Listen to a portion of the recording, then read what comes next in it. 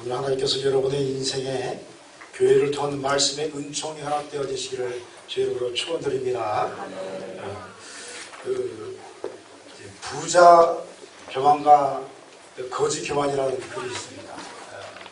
이 말은 무슨 말이냐면 헬라에 아주 유명한 두 철학자가 있었는데 디오게네스라는 철인 철학자가 있었고 또 당대에 아주 유명한 플라톤이라는, 플라톤 하면 모르는 사람이 없을 정도로 유명한 철학자입니다. 플라톤은 부자였고 이제 디오게네스는 아주 가난한 사람이었습니다. 이 디오게네스가 날 귀족 부자 철학자인 플라톤의 궁전 같은 집을 방문을 하게 됩니다. 그 집에 음정스레 깐 호화스러운 양탄자 일을 걸어가면서 디오게네스는 마치 성물을 밟아 죽이는 제스처로 짓이기면서 플라톤의 교만을 이제 책망하는 겁니다. 너 교만하다! 엄청 막. 이게 철학자의 집이냐 하면서 막 진지기면서 너 교만을 죽여야 한다 하는 표현으로 막 진지기면서 다닙니다.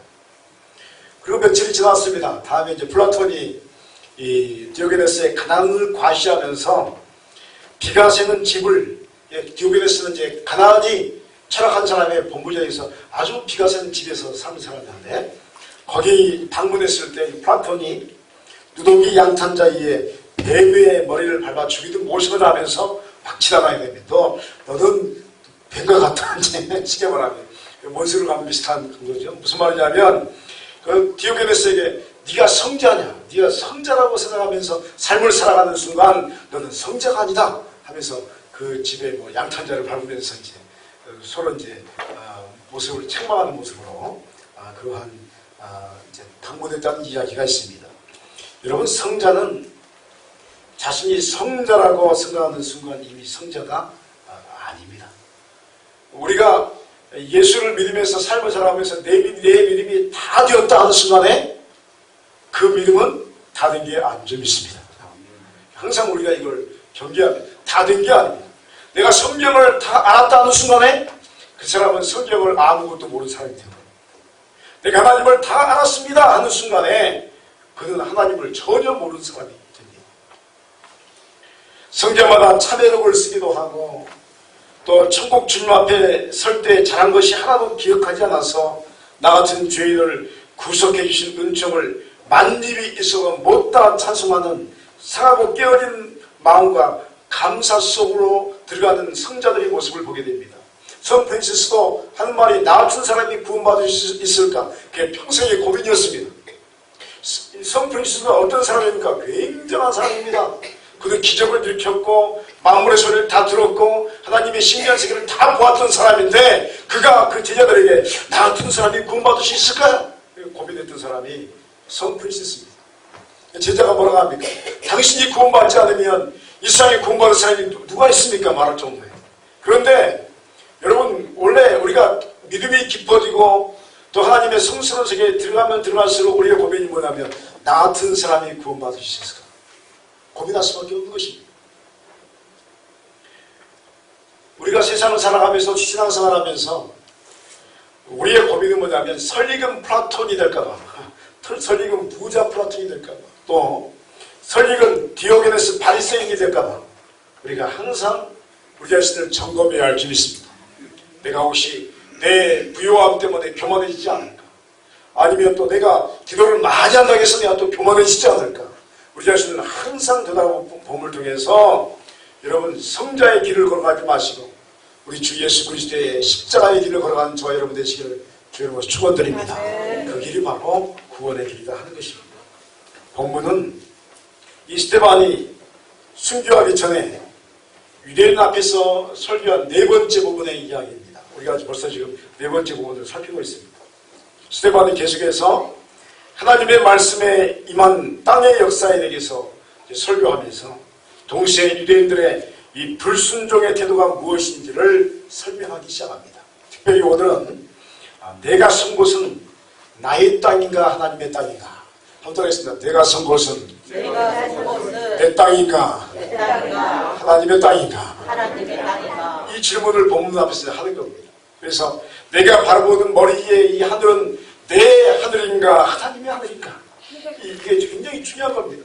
여러분 하늘도 똑같이 바라보고 있지만 여러분 하나님의 하늘이 보여야 할 줄 믿습니다. 내가 바라보는, 내가 그려내는 그 하늘은 의미가 없는 것입니다. 그런데 하나님이 보여주시는 하늘은 우리에게 구원을 허락할 수 있습니다. 그래서 이 질문을 중심으로 오늘 스테반이 설교하는 이 내용에 어떤 교훈이, 영적 교훈이 있는 것을 살피려고 합니다. 스테반의 기본 메시지는 하나님께서 이스라엘 백성들에게 가나안이라는 젖과 꿀이 흐르는 땅을 주셨다고 설명합니다. 그리고 이 땅이 완전히 이스라엘 백성의 땅이 된 시대가 바로 다윗 왕 때에 이르러서야 겨우 이제 하나님께서 허락하신 젖과 꿀이 흐르는 땅으로 변화되었다. 다윗은 그래서 그 땅을 차지하고 나서 이제 출애굽에서 가나안 땅을 주리라는 약속이, 언약이 다윗 왕 때 완성이 됩니다. 그래서 이제 완성된 뒤에 하나님의 집을 짓고 싶어 했습니다. 그런데 하나님, 내가 주의 성전을 짓고 싶습니다 해서 하나님이 거절하죠. 왜 그러죠? 네 손에는 피가 너무 많이 묻어있다.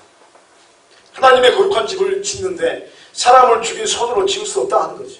그래서 누가 짓게 됩니까? 솔로몬이 집을 짓게 됩니다.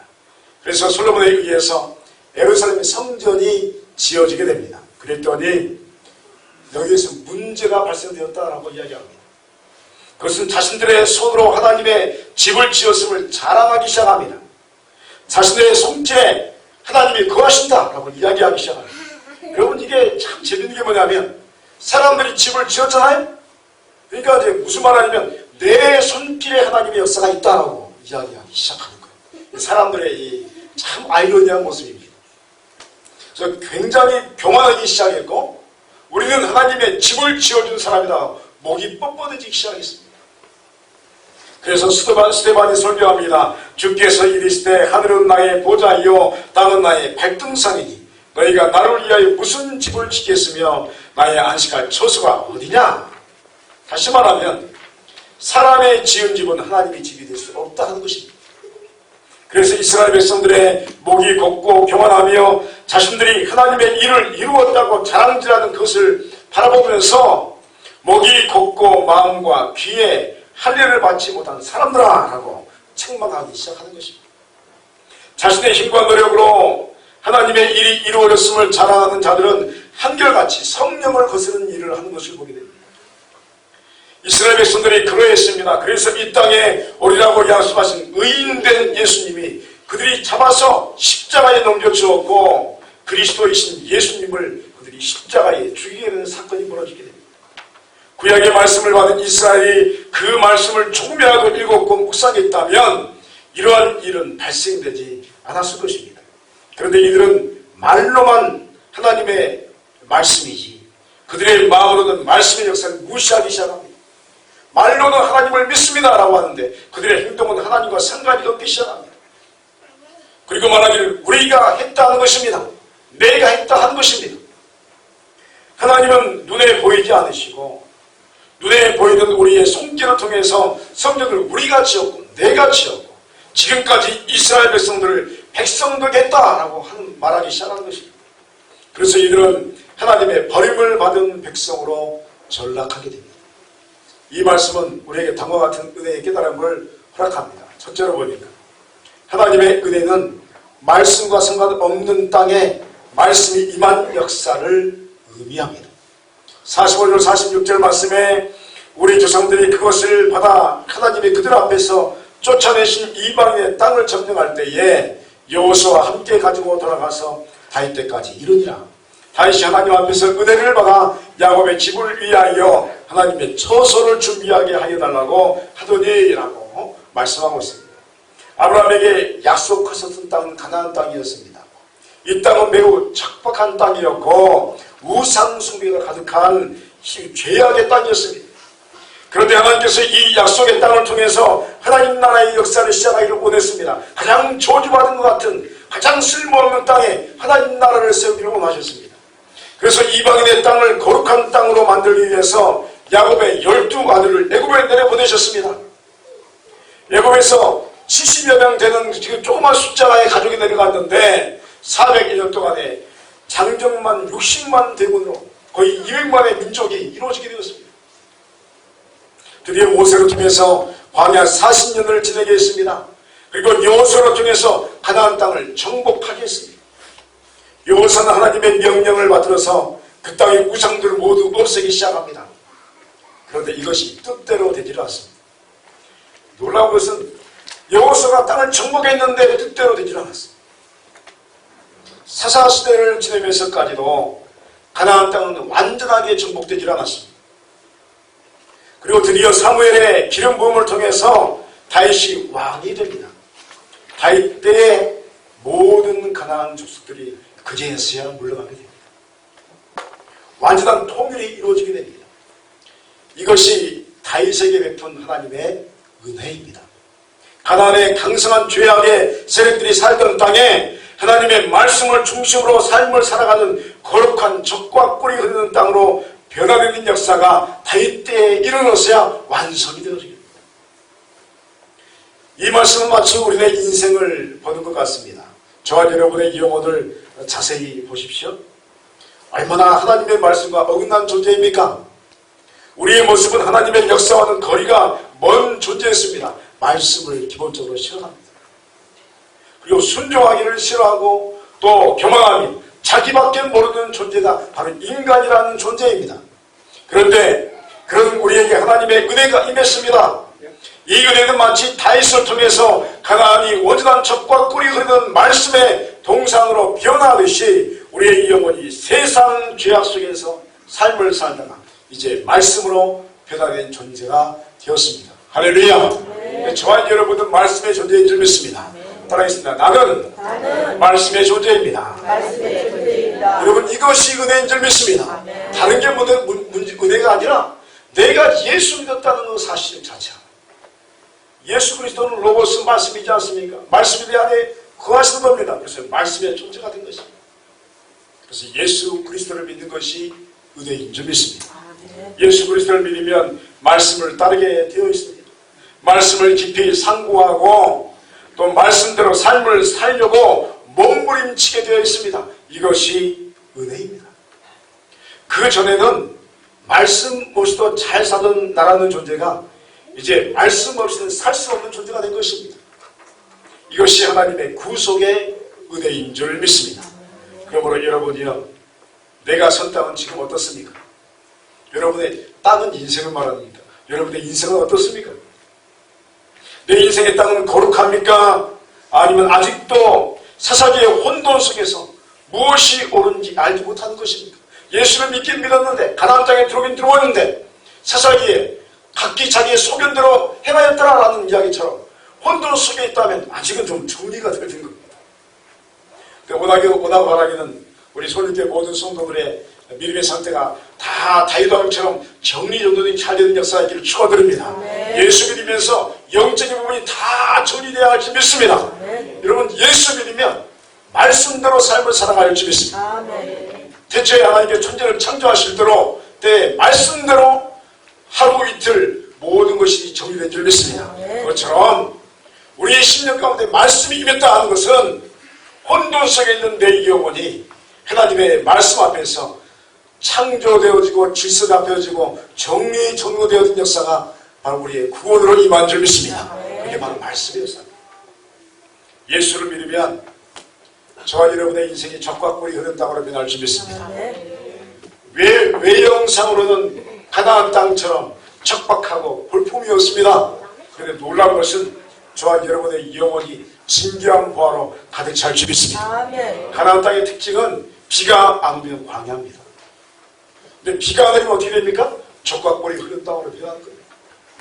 이스라엘 농사법이 얼마나 발전했습니까? 스프링클러 돌리고 거기서 우리도 가져왔잖아요. 이게 스프링클러 뭔지 아세요? 뭐 이렇게 혼자 돌아가는 물 뿌리는 그 기계, 그런 것도 이스라엘이 처음에 시작했거든요. 그래서 막 뿌리기 시작했는데 뿌리고 났더니 그곳에 식물이 자라고 얼마나 비옥한 땅으로 변했습니까? 그래서 우리도 옛날에 보니까 농사기술 배운다고 그 척박한 땅, 우리 땅은 너무 좋은 땅인데 그곳에 가서 배워왔던 겁니다. 그래서 물을 뿌리면 나무로 변하고 물이 뿌려지지 않으면 척박한 땅이 되는 것입니다.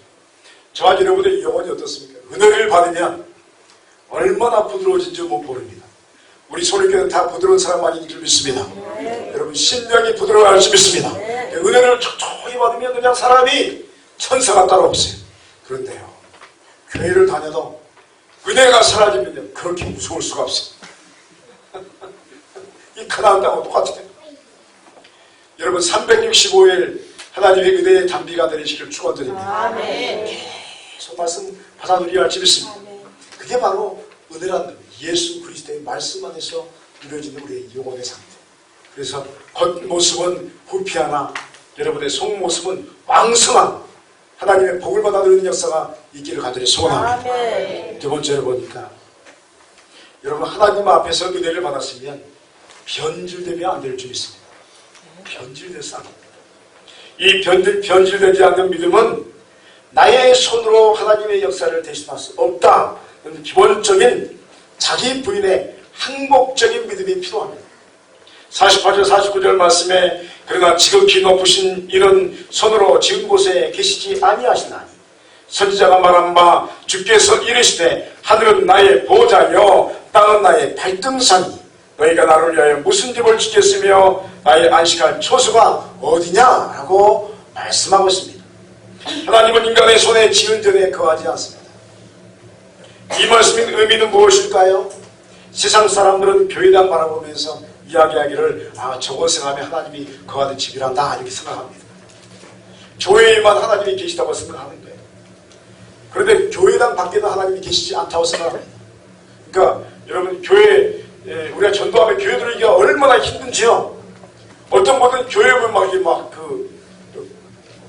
죄송합니다 이렇게 거품 부는 사람이 있어요. 아주 너무 힘들어가지고. 근데 그분들의 생각이 뭐냐면 이거 여기에 들어오면 하나님이 막 좀 이상한 말이지만 허윤성 쫙 메고 이렇게 서 있는 걸로 생각하는 거예요. 세상사는 그렇습니다. 여러분 우리 교회 안에도 하나님께서 거하신 줄 믿습니다. 네. 교회 밖에도 계십니다. 교회 밖에도. 반대로 교회에 다니는 사람조차도 생각하기를 하나님은 성전 안에서만 역사한다라고 믿으려고 노력합니다. 참 이상한 신앙입니다. 하나님은 교회 안에만 역사하시고 밖에는 없다라고 이야기를 하고 싶어합니다. 왜냐하면 그럼 편하거든요. 그러니까 주일날 와서 예배드릴 때는 거룩한 체험도 되고 밖에 나가면 마음대로 살아가도 되거든요. 밖에도 하나님이 안 계시니까. 그러니까 그렇게 믿고 싶어하는 성향이 현대 크리스찬들이 굉장히 강합니다. 그래서 교회 안에서는 신실한데 밖에서는 자기 멋대로 삶을 살아갑니다. 여러분 교회 밖에도 하나님이 계신 줄 믿습니다. 아멘. 여러분 사람이 지은 전 속에 하나님이 갇혀 계시지 않습니다. 하나님은 무소부지하신 줄 믿습니다. 아멘. 어느 곳에나 여러분의 심령 가운데 하나님께서 거하신 줄 믿습니다. 아멘. 하나님의 신비 중에 하나가 뭐냐면 하나님은 저 하늘보다 계신 줄 믿습니다. 아멘. 동시에 여러분의 심령 가운데 계신 줄 믿습니다. 아멘. 이게 신비입니다. 어떻게 이런 일이 가능할까요? 하나님이 저 하늘나라에 계시는데 동시에 내 영혼의 중심에 함께 거하신다. 하나님의 성전은 이곳인데 여러분의 영혼 중심에 성소가 있는 줄 믿습니다. 아멘. 지성소가 내 안에 있는 겁니다. 그래서 하나님께서 지으신 성전은 저와 여러분의 영혼 중심에 이미 생겨나게 된 줄 믿습니다. 예수를 믿는 순간 내 안에 성소가 생기는 겁니다. 그러므로 여러분이요 우리는 이 같은 사실을 인정해야 할 줄 믿습니다. 내 안에서 예수 그리스도의 이름으로 역사하시는 분께서 내 영혼의 성전을 이미 베풀어 주셨습니다. 그래서 우리는 항상 깨어 있으며 또 쉬지 않고 기도하는 역사에 자연스럽게 참여하는 것입니다. 이런 하나님의 영혼 중심에 임재하신 역사를 바라보면서 우리의 신앙이 이런 믿음에서 변질되지 않음을 분명히 우리에게 강조하고 있습니다. 여러분 따라하겠습니다. 믿음은 변질되면 안 됩니다. 변질되면 안 됩니다. 여러분 변질되면 안 될 줄 믿습니다. 네. 왜 그렇습니까? 이 안에 하나님이 계시잖아요. 합들었습니다. 내 안에 하나님이 계십니다. 하나님 계십니다. 내 안에 그 거룩한 하나님이 계시는데 내가 변질되면 어떡합니까?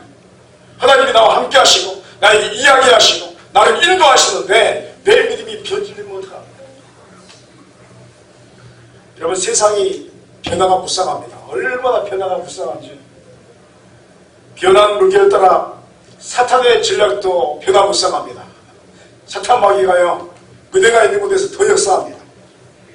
사탄은 모든 사람에게 이야기를 교회를 열심히 다녀라 이렇게 말합니다. 놀랍죠? 사탄이 교회를 열심히 다녀라 이렇게 말합니다. 그리고 열심히 헌금도 해라 열심히 봉사도 해라. 그런데 절대로 예수님 믿지 말아라. 이렇게 말합니다.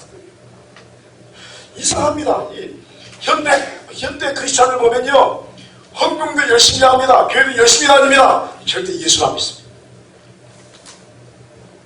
너무 놀라운 사실입니다. 그리고 말하기를 교회생활은 취미로 교양생활로 해라. 이렇게 말합니다. 현대 사탄이 이야기하기를 교회는 취미로 하는 거야. 교양으로 하는 거야. 좋은 말씀 듣고 목사님 말하면 야 오늘 좋은 말씀 들었다. 참 귀한 말씀 들었다. 내가 오늘 강의 하나 들었다. 이런 마음으로 신앙생활을 하는 거예요. 그래서 교회 생활에 충성하지 않습니다. 헌금도 합니다. 열심히 출석을 합니다. 빠지지 않습니다. 비어나가 없습니다. 그래서 21세기의 사탄은요 아주 교묘하게 신앙생활을 종교생활로 전환시키고 있습니다. 여러분 신앙생활은 종교생활이 아닌 줄 믿습니다. 종교생활에는 구원이 없습니다. 여러분 우리가 사느냐 죽느냐의 문제 앞에 서 있는 줄 믿습니다. 우리 교회는 150년까지 살겠지만 그러나 사느냐 죽느냐의 문제 앞에서 우리가 부르르 떨어갈 수 있습니다. 그래서 사느냐 죽느냐의 문제는 어떤 문제냐면 신앙이 변질되냐 변질되지 않느냐 이 문제 앞에 서 있는 거예요. 그렇다면 신앙을 변질시키는 것은 무엇입니까? 그것은 하나님의 역사는 나의 손길에 의해서만 이루어진다는 이상한 확신이 있습니다. 내 손에 하나님의 역사만 있다. 내가 행동해야 하나님께서 역사하시고 내가 행동하지 않으면 하나님께서 역사하지 않으신다 하는 이상한 사상이 이 교회 속에 많이 들어와 있습니다. 그러므로 하나님보다 위대한 것이 나의 손이 되어버립니다. 놀랍죠? 여러분 하나님의 손이 더 위대합니까? 내 손이 더 위대합니까? 너무 어려운 문제 죄송합니다. 여러분 하나님의 손이 위대합니까? 내 손이 위대합니까? 하나님의 손이 더 위대할지 믿습니다. 그런데 현대 크리스천들이 내 손이 더 위대하다고 합니다. 참된 신앙은 모든 것을 하나님께서 하십니다라는 고백 속에 있는 줄 믿습니다. 앞따라하겠습니다. 모든 것을 하나님께서 하십니다. 하나님께서 하십니다. 할렐루야. 그러니까 모든 것을 하나님께서 하시기 때문에 그 하나님의 역사에 내 손이 참여하는 것에 영광스러워서 감격하면서 주여 나를 좀 써주시옵소서 이렇게 고백해야 되는데 죄를 많이 하다가 보니까 여러 가지 업적을 남기다 보니까 내가 안 하면 안 돼 하는 생각이 야 교만 영생이 없어요. 여러분 교만한 태도에서는 하나님의 역사의 손이 아닙니다. 교만하면 하나님의 역사가 끊깁니다. 교만하면 그 영혼이 눈을 감아서 하나님을 볼 수가 없게 되는 것입니다. 그러므로 여러분이요 주님 앞에서 하나님의 손길의 역사에 참여할 수 있는 영광을 구하며 순종하는 길을 걸어가는 역사가 여러분의 손길 인생길에 있기를 소원합니다. 여기서 겸손하시기 바랍니다. 하나님 내 손은 아무것도 아닌데 나를 좀 써주십시오. 하나님께 써주시면 얼마나 영광스럽습니까? 얼마나 감동스럽습니까? 내가 한 게 아니라 하나님께서 역사하시는데 내가 참여하는 것이. 그러면 여러분이 지금까지 알지 못했던 놀라운 하나님의 역사를 경험하게 될 줄 믿습니다. 우리 교회에 그런 역사가 계속된 줄 믿습니다. 하나님께서 우리 소유교회 지금까지 이끌어오신 줄 믿습니다. 사람이 이끌어온 게 아니라 하나님이 이끌어오신 줄 믿습니다. 앞으로 하나님께서 기적을 베푸실 줄 믿습니다. 그 역사 앞에서 주여 내 손을 써주옵소서. 따라합니다. 주여 내 손을 써주옵소서. 내 손을 잡아주면 얼마나 여러분 속된 말로 찌릿찌릿하겠어요. 찌릿찌릿 감동하겠어요. 여러분 연애하실 때 여러분 이제 남편분 손잡을 때 처음에 좋았어요 안 좋았어요? 별로 안 좋았습니다. 저도 연애할 때 손잡으니까 그렇게 좋더라고요. 그렇게 좋아요. 근데 하나님의 손이 주여 내 손 잡아줬어. 손이 싹 오면 얼마나 최고의 축복의 순간이 우리 영혼에 임할 줄 믿습니다. 그 역사를 갈망하는 겁니다. 그래서 다 버리고 겸손히 길로 들어가는 겁니다. 세 번째로 보니까 내가 바라보는 하늘이 하나님의 하늘로 체험되기 위해서는 하나님 앞에서 내 목에 힘을 빼야 할 줄 믿습니다. 목에 힘을 빼면 거듭남의 은혜가 우리에게 허락됩니다. 겸손은 거듭남의 감동을 우리로 체험하게 합니다. 51절 말씀 보니까 목이 곱고 마음과 귀에 할례를 받지 못한 사람들아 너희도 너희 조상과 같이 항상 성령을 거스르노다 하고 책망하고 있습니다. 사랑하는 여러분이요, 다른 부분은 실수로 거스르더라도 성령 하나님의 역사는 반대하면 안 될 줄 믿습니다. 성령께서 말씀하시면 순종받게 되었습니다. 성령을 모독하고 거부하면 이 세상과 오는 세상에 구원이 없다고 말씀하셨습니다. 가장 무서운 죄가 뭐냐면 성령을 거스르는 죄입니다. 인자를 약간 거스려도 구원받습니다. 성령 거스르면 구원받지 못합니다. 이건 교리적으로 어떻게 설명할지 모르겠어요. 근데 주께서 말씀하셨어요. 성령을 거스르면 구원이 없다. 그래서 우리의 최대의 간지사는 어떻게 하면 성령을 거스르지 않고 내가 신앙생활을 할 것인가, 그분의 뒤를 따라갈 것인가, 이게 우리의 최대의 관심사입니다. 그렇습니다. 성령을 거스르면 안 됩니다. 성령을 거스르면 주 예수 그리스도의 말씀을 자연스럽게 거스르게 되어 있습니다. 이렇게 되면 또한 십자가에 못 박혀 죽게 했던 유대인들의 실수가 우리의 실수로 그대로 이어지는 것입니다. 그러므로 성령을 거스르지 않기 위해서 최선을 다하는 하나님의 사람이 되어야 할 줄 믿습니다. 성령께서 임재하시면 우리는 촉각을 곤두세워야 할 줄 믿습니다. 그리고 말씀의 순종을 이루고 가야 합니다. 여기서 우리에게 깨달음에 주는 부분은 사람의 목이 거두면 성령을 거스른다 하는 것입니다. 내 목이 뻣뻣하면 성령을 거스르게 되어 있습니다. 하나님의 역사가 일어나는데 마음과 귀에 할례를 행하지 않는 사람, 즉 겸손을 모르고 아나무인격의 교만의 마음을 갖는 사람에게는 예수님을 십자가에 두 번 못 박는 죄를 저지르게 되는 것입니다. 반대로 목에서 힘을 빼면 부드러운 마음을 가지면 하나님의 성령에 민감하게 반응하는 역사가 시작될 수 있습니다. 따라합니다. 목에 힘을 빼고 마음을 부드럽게 해야 합니다. 제가 옛날에 제가 모셨던 교육교사한테 모셨던 목사님이 성전을 지을 때 철학이 뭐냐면 다 부들부들 해야 한다. 그분의 철학이었어요. 그러니까 지금 그분 교회가 크거든요. 근데 못한 부분이었어요. 다 둥글둥글. 교회가요. 교회도 둥글어요. 그러니까 그분의 철학은 뭐냐면 못하면 은혜 못 받는다는 거예요. 강하면 은혜 못 받는, 하나님 앞에서 부들부들해야 돼. 그래서 내가 놀란 게 지난번에 한번 방문했는데 여전히 부드러워요. 스피커도 부들부들해요. 쉽게 말하면 다 부들부들. 그냥 곡선으로만 다 해놨어요. 그러니까 그 교인들이 그 성향이 어떨까요? 다 부들부들할 수 있습니다. 내가 지금까지 이렇게 다 봉사해봤지만 그 교회의 성도들처럼 우리 교회가 제일 부드럽고, 할렐루야. 두 번째로 그 교회. 우리 성일교회가 부드러워요. 두 번째로 부드러운 교회가, 최고로 부드러운 교회가 그 교회. 아주 성도들이 장원이부터 아주 그 교사까지 부들부들해요. 그러니까 교회가 붕대지 말아요. 붕대. 여러분, 부드러우면 은혜 받을 줄 믿습니다. 아멘. 하나님 앞에서 부드러워야 할 줄 믿습니다. 아멘. 이 시간 여러분의 심령의 역사신 성령의 역사에 민감하시기 바랍니다. 마음을 부드럽게 하고 낮추고 겸손의 길을 걸어가면 여러분이 상상하지 못한, 우리가 뒷날 가기 전까지 하나님을 아는 지식이 최고로 높아져야 할 줄 믿습니다. 하나님을 아는 지식은 글자로 배우는 게 아닙니다. 공부로 배우는 게 아닙니다. 체험으로서 하나님을 배우는 겁니다. 더 깊이 최고의 지식을 가지고 하나님 나아가시기를 축원드립니다. 아멘. 할렐루야. 아멘. 그러니까 오늘 이 스테반이 그 이야기예요. 너희들이 부드럽지 못해서 강팍해 해서 메시아를 죽겠지 않냐? 그래서 이 순교하는 겁니다. 이 다음 주에 이제 그 다음 주에 이제 볼 건데, 여러분의 삶의 살아가는 터전이 하나님의 땅이십니까? 아니면 여러분 자신의 땅입니까? 여러분이 이곳 사는 이 하늘이 내가 바라본 하늘입니까? 하나님께서 보여주시는 하늘입니다.